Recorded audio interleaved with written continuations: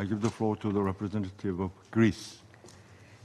Mr. President, I would like to thank Special Representative Rosa Otambayeva for her remarks and for her tireless work in Afghanistan for the past 3 years.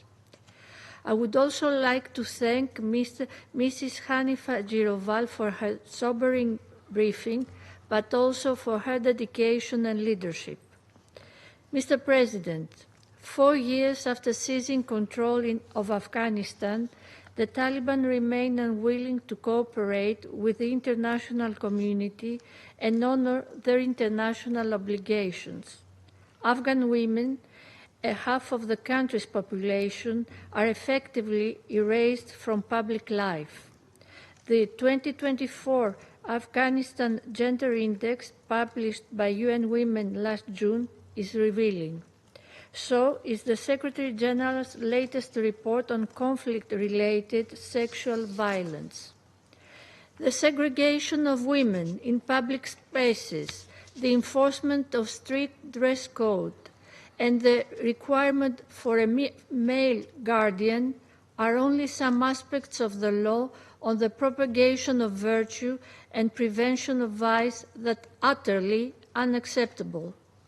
In view of the above, I would like to make the following 3 points. First, Greece strongly condemns the violations and abuses of human rights and fundamental freedoms of all Afghans, particularly women and girls, and calls upon the Taliban to immediately reverse all restrictive policies and practices and comply with their international obligations.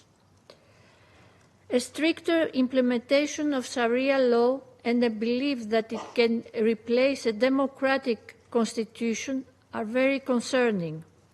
Equally alarming is the shrinking of civic space, the backlash against peaceful protests, and the restrictions on media freedom and freedom of expression through the regulation of the use of smartphones, social media, and the conduct of political debates.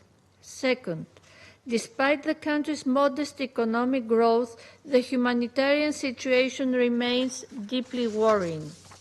Food insecurity has reached unprecedented levels, with 1.5 million people facing crisis or emergency conditions. At the same time, natural disasters such as the earthquakes that recently struck the country further exacerbate the already dire situation on the ground. Greece expresses its condolences to the people of Afghanistan and the families of the victims, and its gratitude to all organizations of the UN system that work tirelessly to provide life-saving assistance.